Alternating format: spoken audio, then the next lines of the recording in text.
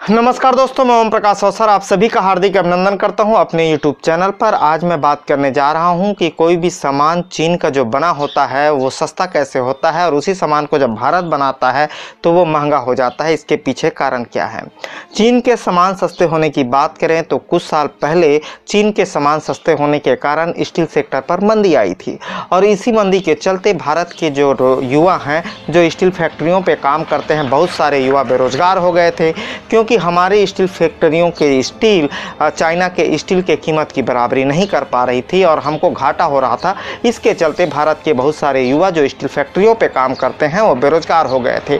तो चलिए बात करते हैं हम कि कोई भी मटेरियल जब चाइना में बनता है या हमारे यहाँ चाइना से बना हुआ बिकता है तो सस्ता कैसे हो जाता है और वही मटेरियल हमारे यहाँ महंगा कैसे बनता है। इस विषय पर हम विस्तार से बात करते हैं, लेकिन इस पर बात करें उससे पहले कहूँगा अगर आपने मेरे चैनल को सब्सक्राइब नहीं किया है तो फटाफट सब्सक्राइब कर लीजिए। सब्सक्राइब करने के तरीके ये हैं कि ये जो वीडियो चल रहा है, वीडियो के निचले हिस्से पे लाल रंग पे सब्सक्राइब का बटन है तो वहां जाकर क्लिक कर दे, बाजू पे बेल आइकन दिखेगी तो वहां उंगली रख दे। इससे होगा ये आइंदा जब वीडियो पोस्ट होगी तो आपको नोटिफिकेशन मिल सकेगा, जानकारी मिल सकेगा।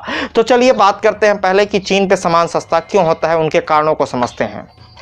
चीन पे मटेरियल सस्ते होने के पहले प्रमुख कारण है श्रम की उपलब्धता।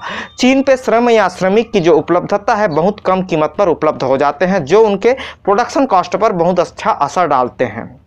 जब उनके पास श्रमिक कम कीमत पर उपलब्ध होंगे तो उनका मटेरियल भी कम कीमत पर तैयार होगा, तो वहाँ श्रमिकों के रेट जो हैं उनके परिप्रेक्ष्य पे कम है, इसीलिए उनका जो प्रोडक्शन है या उनके जो मटेरियल है उनके दाम कम होते हैं। ये पहला कारण है। दूसरा कारण है कंपनी को अलग अलग तरीके की सुविधा जो वहाँ पे मुहैया होती है, ये दूसरा प्रमुख कारण है। जैसे बिजली, पानी और सड़क, ये जो प्रमुख चीज़ है वहाँ पे आसानी से कंपनियों को या फैक्ट्रियों को उपलब्ध रहती है, जिसके चलते वो प्रोडक्शन बेहतर ढंग से कर पाते हैं। प्रोडक्शन बेहतर ढंग से कर पाने के बाद उसको ट्रांसपोर्टिंग भी बेहतर ढंग से कर पाते हैं और इसी के साथ अगर उस मटेरियल को वो विदेश पे निर्यात करते हैं तो वहाँ की गवर्नमेंट या वहाँ की सरकार उनको अलग अलग तरीके की सब्सिडी या सुविधा मुहैया कराती है। अगर हमारे यहाँ की सरकार कराते दिख गई तो उसके कान पकड़ के खींच देंगे। ये हमारे यहाँ का प्रॉब्लम है और ये प्रॉब्लम भी क्यों है भारत के विषय पर जब बात करेंगे तो समझने की कोशिश करेंगे। और तीसरा प्रमुख कारण है विदेश के मार्केट को ध्यान में रखकर प्रोडक्शन करती हैं वहाँ की कंपनियाँ। जैसे उनको मालूम है कि हमारे यहाँ दिवाली कब है, उनको मालूम है हमारे यहाँ होली कब है और उनको मालूम है कि होली पे गुलाल लगने हैं और उनको मालूम है दिवाली पे गणेश लगने हैं। तो जब दिवाली रहेगा तो गणेश का प्रोडक्शन करेंगे, जब होली रहेगा तो गुलाल का प्रोडक्शन करेंगे। मतलब हमारे यहाँ के त्योहारों के सामान का भी प्रोडक्शन चाइना कम कीमत पर करके हमारे यहाँ बेच रहा है। मतलब वो विदेश के मार्केट पर पूरी नज़र रखता है। इसी के अलावा एक और बड़ा कारण है कि वहाँ कॉपी पेस्ट पर सरकार की तरफ से कोई पाबंदी नहीं है। मतलब कोई मोबाइल मिला हमको, मतलब कोई सामान मिला हमको, खोलो इसको, देखो कौन सा सामान कहाँ पे है, फटाफट खोलो, सबको अलग अलग करो और उसके पुर्जे पुर्जे बनाओ, पुर्जे पुर्जे बना के जोड़ डालो और जोड़ के सस्ते दाम पर बेच डालो। ये है चाइना की पॉलिसी। अब हम समझते हैं कि वही सामान जब भारत पे बनता है तो महंगा कैसे हो जाता है। पहला जो कारण है भारत पे किसी भी सामान के महंगे होने का वो है बिजली की उपलब्धता।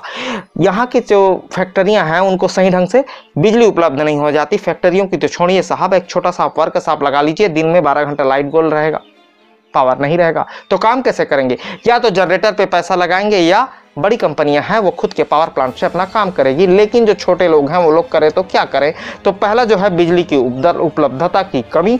दूसरा है ट्रांसपोर्टिंग के नुकसान ऐसे है कि हमारी जो फैक्ट्रियां जहाँ पे हैं, हमारे जो वर्कशॉप जहाँ पे हैं, वहाँ पे सड़क की व्यवस्था उतनी अच्छी से नहीं है कि उसे कम कीमत पर दूसरे जगह पे पहुँचाया जा सके। हमारे यहाँ तो कई जगहों पर सड़क ही नहीं पहुँची है।